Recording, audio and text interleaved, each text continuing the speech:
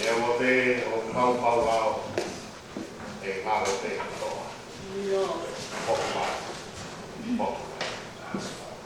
O mai e akiona e kai te mau te kia. O ui ai te ia koe. O uwhia. Tamai alo ramai mata e. Kalau hini e kamata atu ai malanga ka e o September 4 September wa te mau lima o tangi au baru kuma fito hini ka au fitu ke tau hiwa si hova Elohim tau itaniti na iai ai ko hore ona ko haine whanamoa o wa ke folo ke maa mai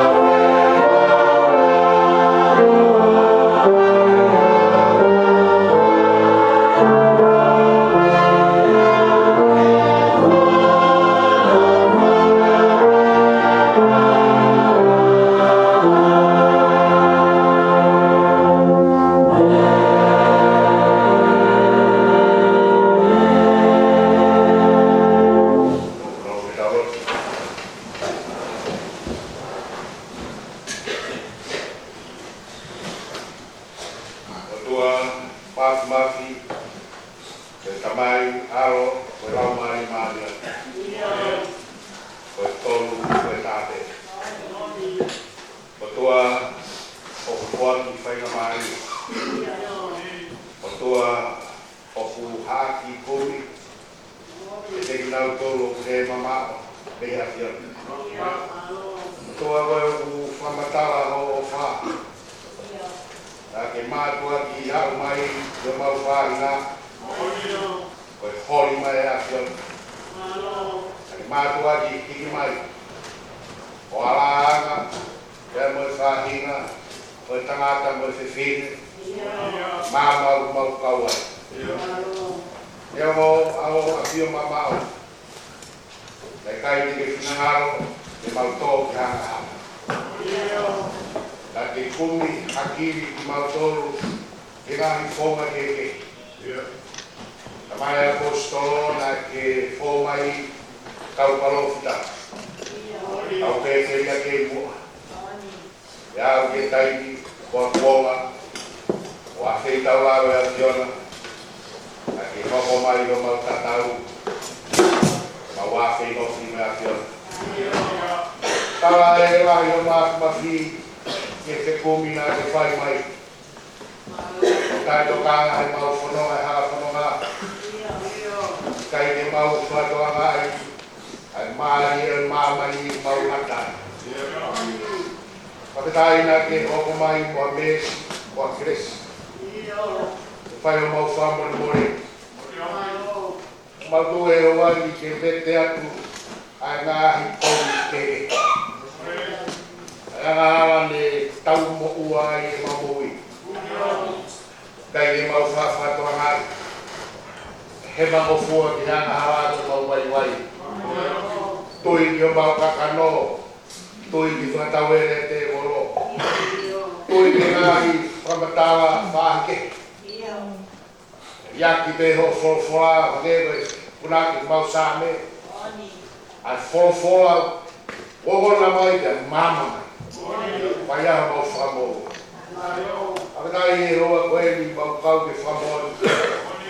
Kino fie whamatala e api ko boga hea moni. Kono ngahi e kau kakala. Kono ngahi ngasi koula. Aho whamanatu koe ni. Mau whamoni whata. Ke lagi a fiona whotu pēa. O maruto. Kau mari e pē whanau. Kamo kuna hoi. Ele pē. Kutata ekse tuata. Ai mai ngahi family o siaso boga na mo. Ele te aga tau tui mai ko ai wai. Na tolu fama o ka fa fanoa. Apetai o ku ele pe si kau tangata e reka ka ma bola kau tangata e ki. Pegi si ngahi fae kau fine e. Apetai na wausia e aho koe. Au le traki me kohiri. Tau tō whamoni. E whai e misi. Mo e whakapehe ani mai me tau kohirina. Tau lawe whainga maari e. Whakapeta. Ia e tō tau. Whakapeta e koini. Mao e whainga maari e tau tau whiwhia ke whamaroa. Se koloa le rei o pinasiai. Ai api ko boa hea moni. Kei kino i fie hono ngahi a kau whakau. Apetai hei whakoa ko ia, mo lau monua i lau tāpua. Mo whamaro he off. Whamaro ho tau. Mo hapai atu a siasi. Whai mami langila, aho nofu. I whai beho mau kumi, o e tuku te ria na mau hea e te hakononga. I whai beho mau whehui, whai ho mau ui. Ui mo kumi. Turi mui mai. Kumi mai. E ku mau kei he haa kono ngā. Tae to kāna ke mau whanongo. Ke whama paho whorofora. Lau maari, aere mai tau tākaua mea fiona. Tau tātoanga mea fiona. Aho koe ni mo ngāhi. Tarioi mo ngāhi whekau. Tuhi loto i si ngāhi whae. Oi api ko monga hea moni. Tāna ki hono koroa hea hoi. O laua hono whawhitai. O laua i ho maro. Talaloto te nau whai friski tu ai. Ai langi e tua tau kutu. Ako hapsuna to tātei. Ai mai awa umari e tākuat. Se tua tāka mai. Ako se tua tāka mai ngā whamiri o mo hea bon. Kau pata kure. Ngahi kuru ngā whare ko toa te. Ka mo mo fine mui. Mau whanau. Kau ahi mau kau pata. Iko maa mau tākuat. Wa kolo atu mau toru. E maa kresi. E tariu e kresi whai fio. E mau whamori whata. Komi mai e a fiona whai taimu toa me. Wa mau toru e fōu i o mau tai to kana. O ka tena hiki mea te mau toru. E nofu mai rau maari e tau kau, tau katoa, tau tariu i mea fiona. Toa mau tākuat. Toi nga ngai katongi a la koe. Takia se mau whanoa. Mua ka mau i mui anu. Se sisu Christ me alo, kama mau whamo ui. Amen.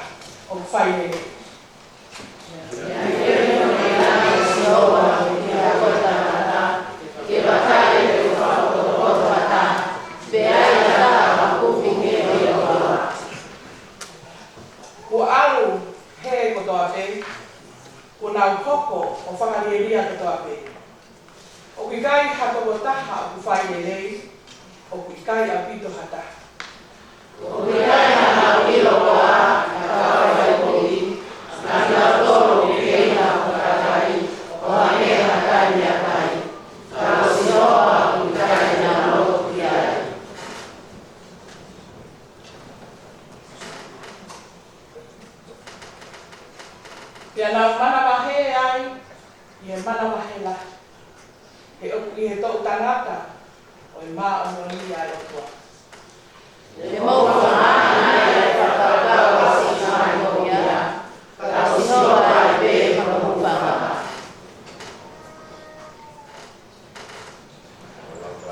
Kaulau whataha e wesa no pitu. Kawana ia e omi le saione a whakamohi o Israeli, ka whakamohi e sinoa e whakula o no kakai, o tātara e a se kope, o i heke neka e a Israeli. Amen. Amen.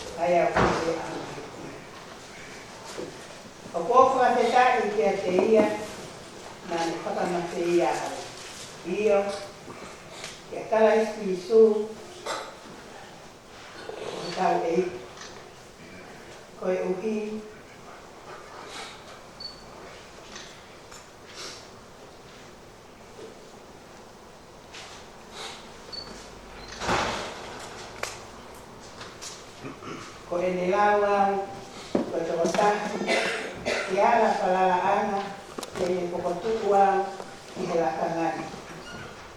Neo o koe tomo tahau na kulau kovi ki he otua i mua o kokatana mo pau kana whai mesi ki a te au koe uhi na whai ta ilo ke he koe ta e tui.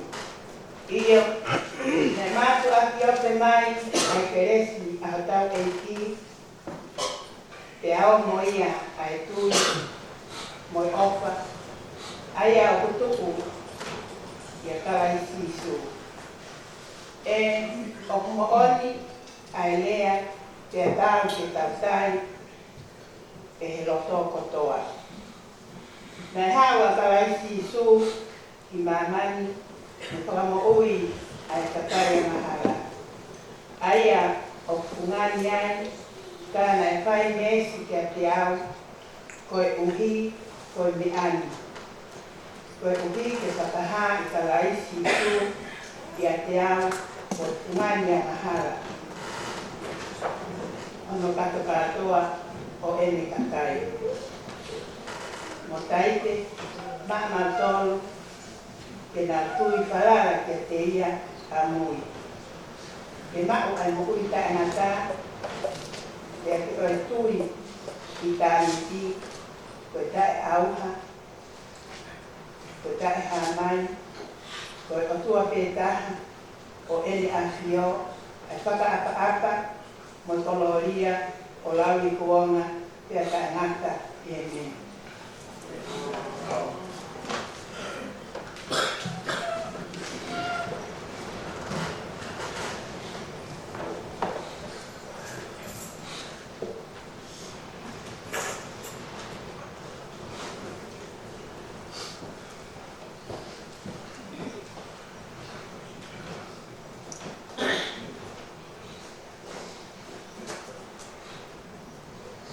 Kosteio e ahon. O kuhaya e he ongono lelei o si sukalaisi ha miki toki e muke. Kama furu maani ma o e wahe. E te kamatalau ia tani no furu ati ka no ho furu o e konga. Loke wahe tahi ma. Pesu ati ke no mo. Aia te he he a tofo. Tēnā e tau te unu iatu ai hau kōpiri ka neto to ati. Magawana hara ki kanomo ki a te ia. Te a te mumu ho iai e kau whārisi o kau skala i te whoki, o nau te he. Ko e sea nani, o mune kari e kau wana hara, mune kei nanga mo ki nā. Te nane lea ake ai whakatātāni me te nā tolu ope. Kau lau koe tō tahi a te kumou tolu, koe tangata, o iai e ne whangasiti e tō te au, pia kua more hana utaha. I kai tene toko e toko hiwa no furuma i vai ke toa wha. Kane au o kumi aia kua more. Kai oua ke ne ilo ai toko taha ko ia. Pia ka ilo le vai tene fie fia. O fua ia i hono uma o ona. Te hei nea o ki api. Tene whataha ono ngahi kau me amo ono ngahi kau ngā api, mone te he kia te inauto. Kau whakawhiawhia. He kua ilo e kusipi nai moe. Tā atu, e te he hawhiawhia i e rangi, i he whakato māma fo iana hana e tokota. Io, o hulu atu i ha toko hongo fulu maa hiwa whaitotonu. Ai au i kai ana mea. Ke whatomara. Pea kau lau ha tō taha kehe hoa whiwhine, o iai e ne paana e hongo fu. Pea ka more ha fwoi paana e taha, i kai tene tuku ha maama, pea tahi ai whare, o kumi whamato ato kai oua ke ilo, pea i ne ilo le wā, tene whakataha e wā pesine o kau lea, moi kau ngā api, mone te e. Tau whakawhiawhia. He kō ilo ai pāanga nai moi. Tā atu. E hoko ha whiawhia te he i he ha onga lau angelo ai o tua i he whakato mala ha fo i an hala e tawa Kung tawang ke lau Maria ma Antoni ke ni fa e he ngai fola ko ta fa na mo e ni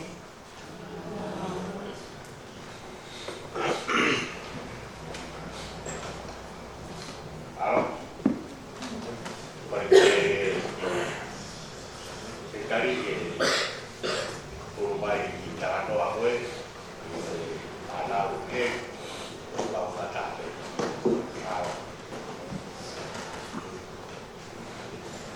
Full of the lost sheep. One day, Jesus was sitting on a rock.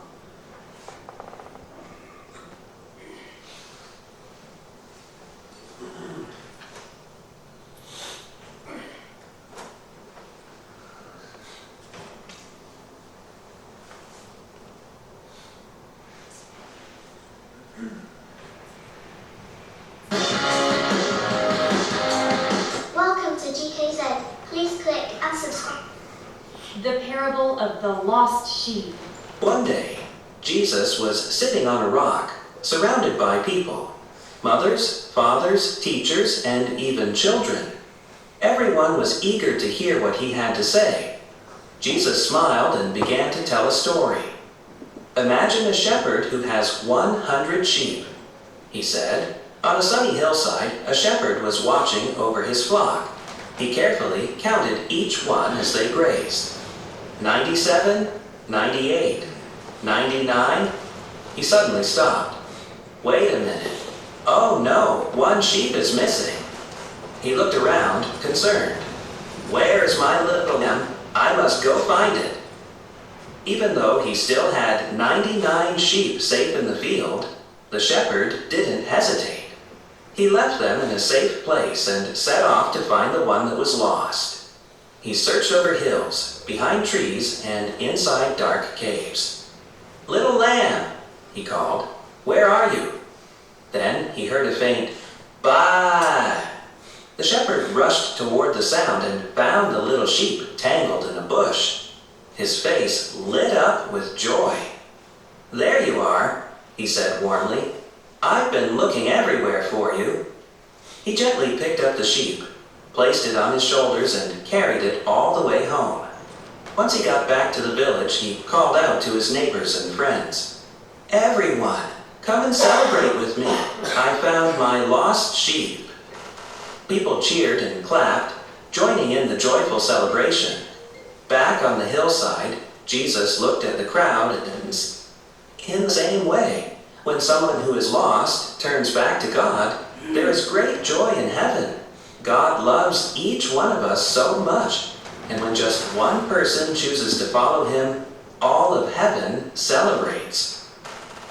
Jesus told this story to help us understand how much God cares for every single person. No matter how far we wander, he is always ready to come find us and bring us back to safety. I tell you that in the same way, there will be more rejoicing in heaven over one sinner who repents than over 99 righteous persons who do not need to repent.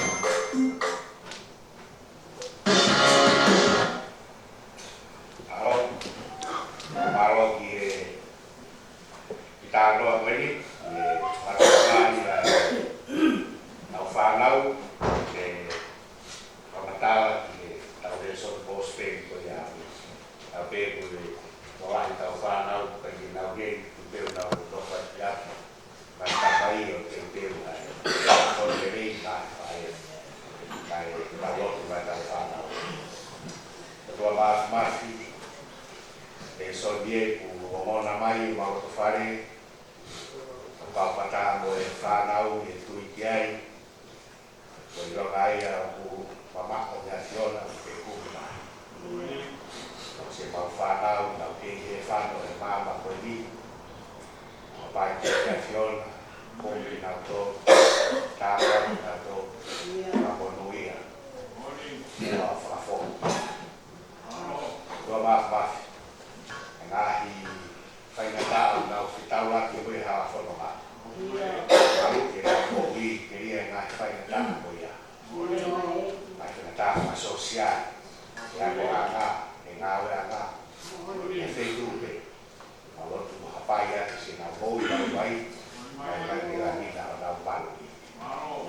Christ without my family.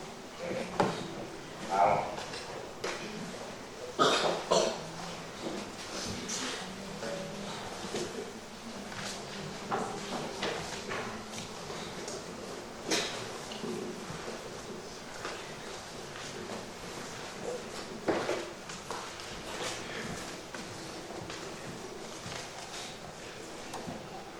Konoa da porola hini e maranga pakaeki o watani sono fangi au fitu o fulu ma fa hini o me hakita huna.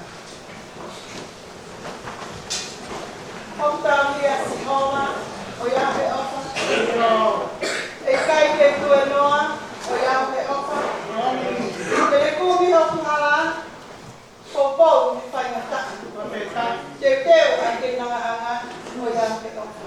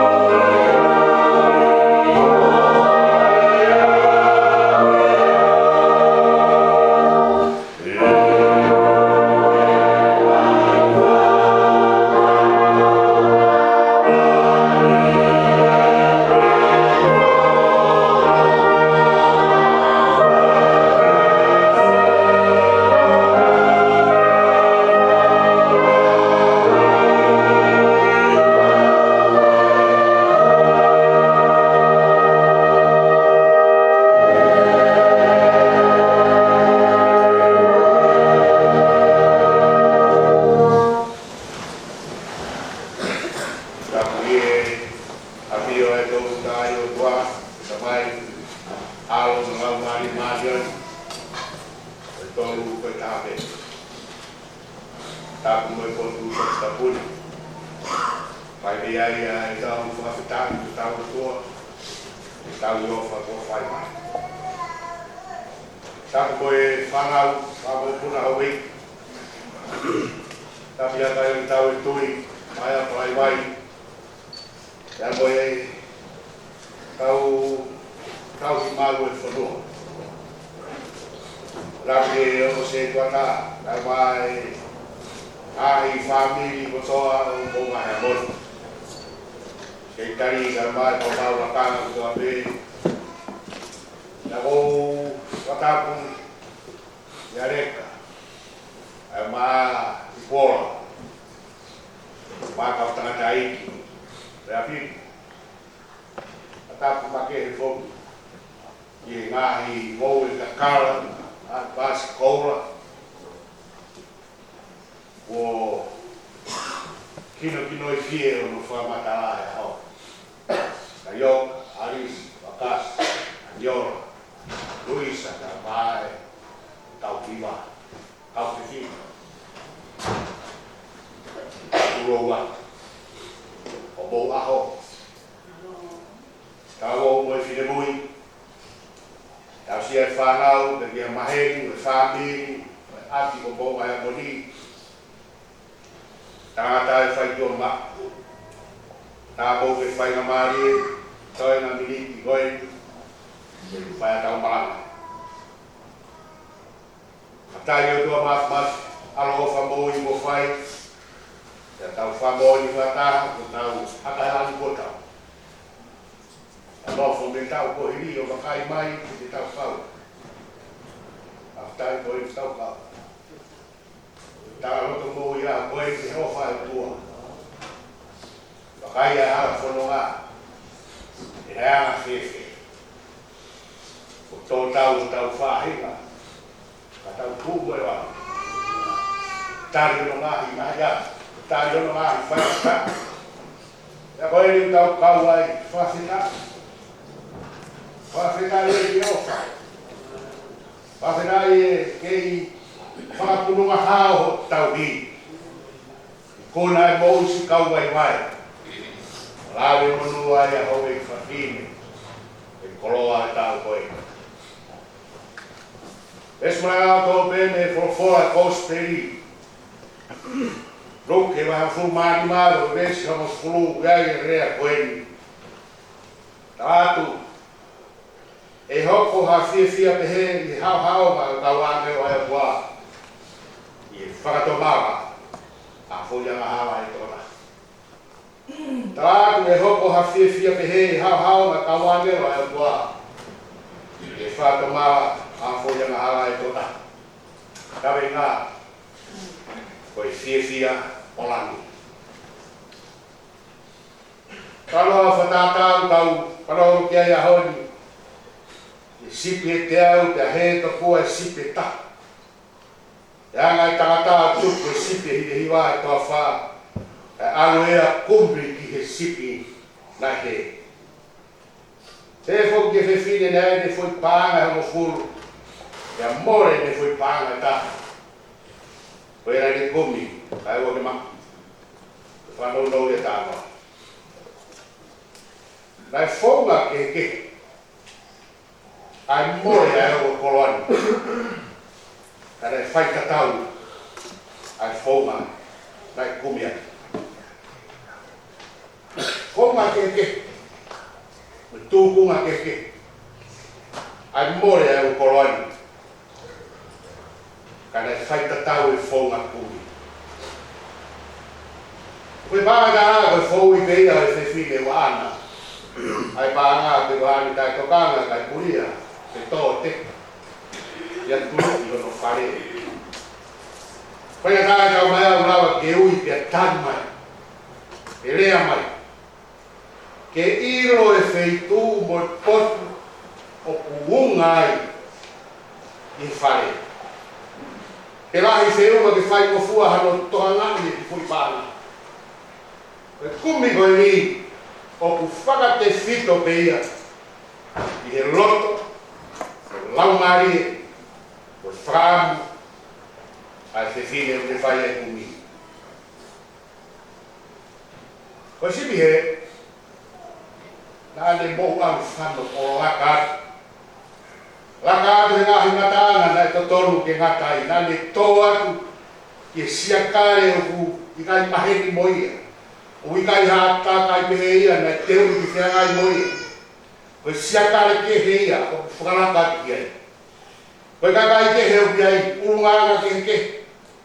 Ke he lambo ui, ke he moe mea ambau whai.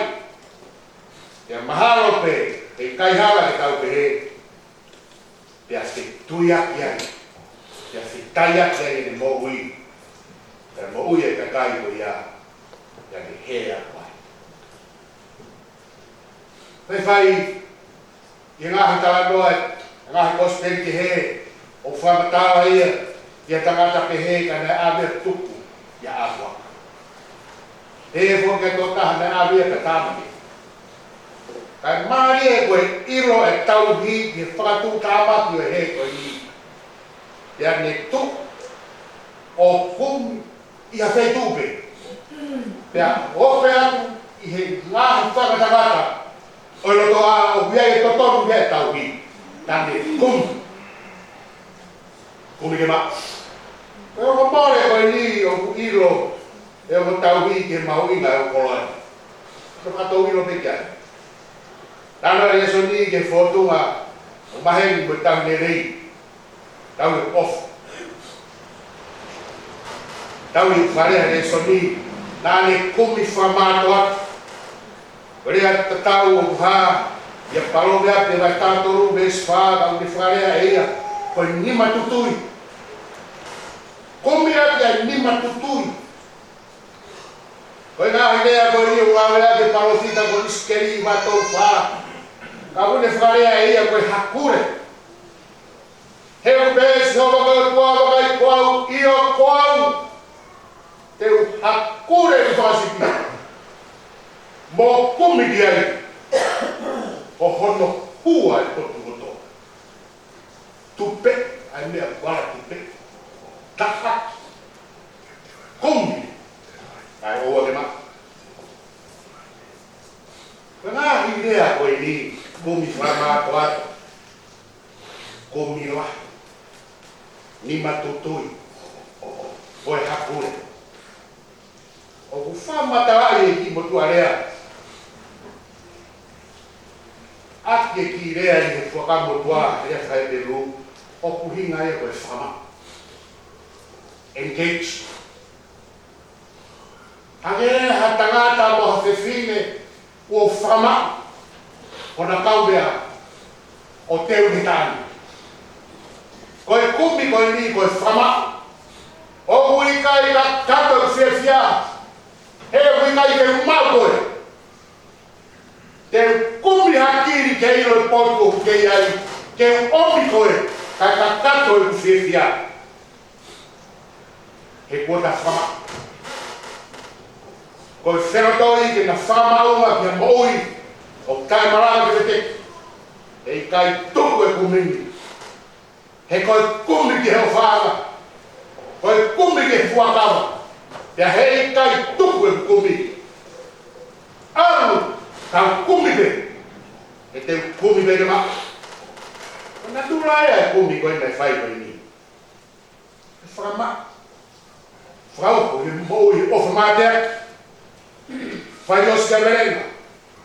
I kai lau e arotāma ki pupuha, whanonga a.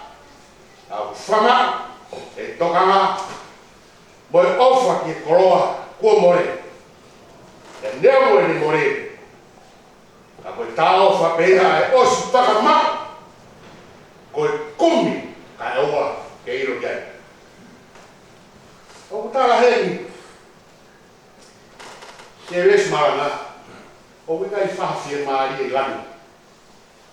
Ke taino more ai, arunga kai. Ka koe mamahi pe, i e kofoma e kawari ero. Ka toa ngai e res maranga koe. E iai e fuwhia fia lahi. E iai e fuwhia fia pehe. E hao hao ngā kawari ero, ai o tua. whakatomara. A voi tota. O tahen.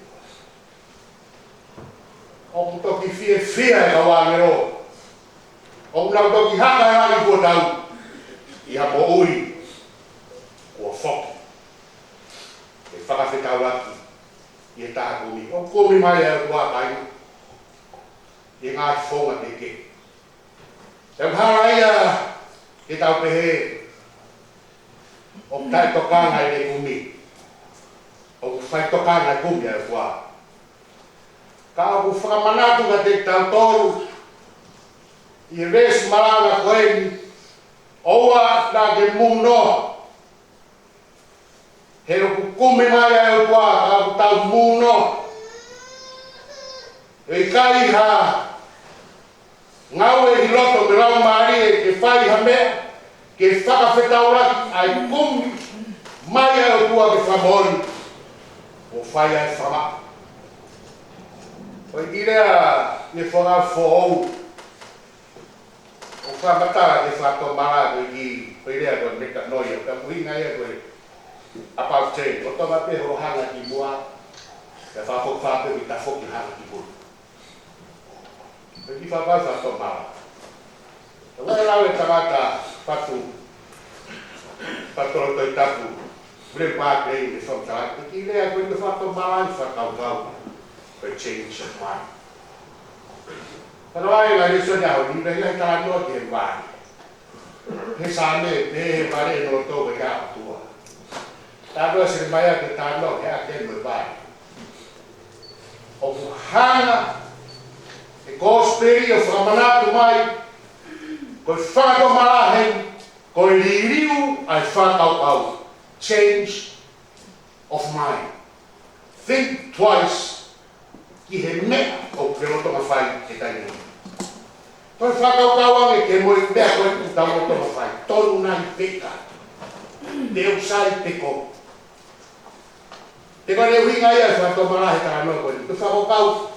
Toi tu hifo o whakaukau. Pai ke te aha whungara. O whispa i te angai koni. Tu whakaukau. Te wiriu he kai te toi whai pehe. Te whai e. Change of mind. Toi ririu ho whakaukau. He taranoa ia moritonia. I he ririu e whakaukau. Te kwene tānoa moritonia. Wai e.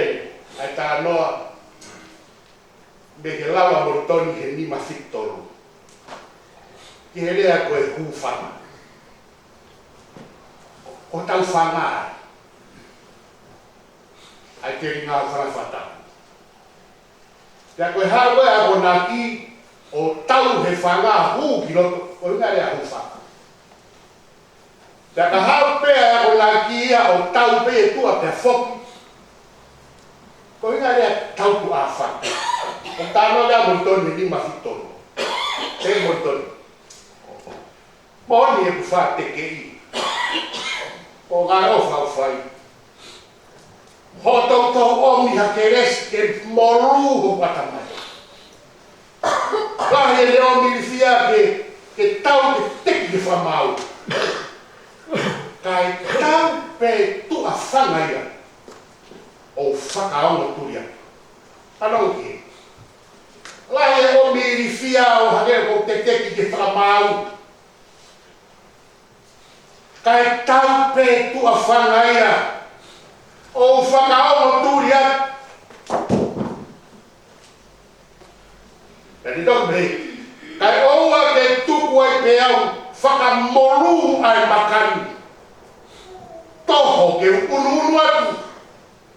Kumi mai. Mau fili ho kuata mai. Liliu e whakaukau ke uhiki me whai kovi o whai lelei.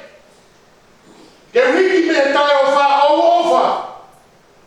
Ke uhiki me he ngauhi komia o wheina ai taha ko toa pe o ko whetauraki me hato na makaina moa hea poni. Tuku e whorofora ke tau. Tau whanau pēr tau. Ke noforoto e whorofora e kua. E koe tāno e se maia. Hiri o no haha e fua. E ane tau kawa te mou fohi o kakano. E ngai te mou iroa ia foi fora taha e tua. E mou tongi ia. Ia o ngāwi hui. Te aene nofo ai. E whai o rawi kuonga. E whai o rawi kuonga. O kai amori. Tau kau e whamori whana. O tau mau koroa. O ka kūwhanga. Ai wholwhora e kua. Tau tokea. A vesu maranga koe. E ia e fuwhewhia la. E haaki ha fukatoanga whawhewhia la. Ai kawange no i roto he wani. Te amoe tua. I he fōi mo ui pe ai toko ta. O whākau kau me liu e mo ui. I liu e whākau kau.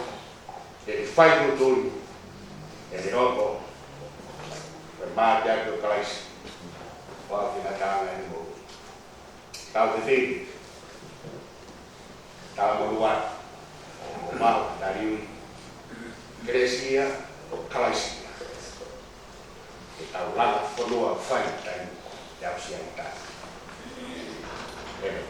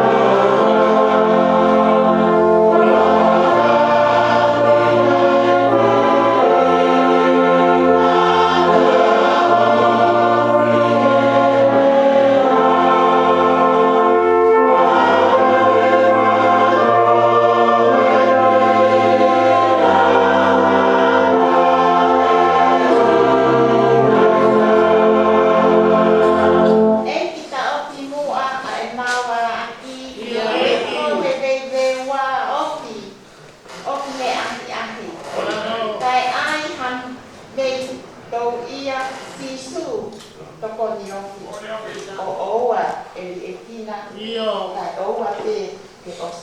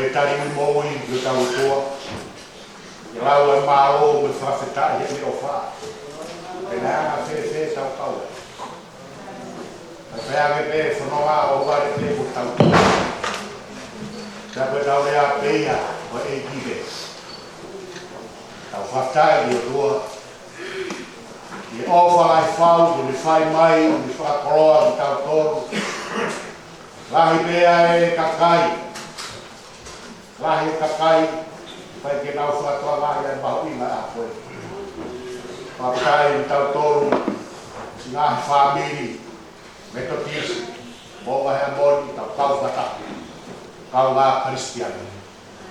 Pamoon ya hon.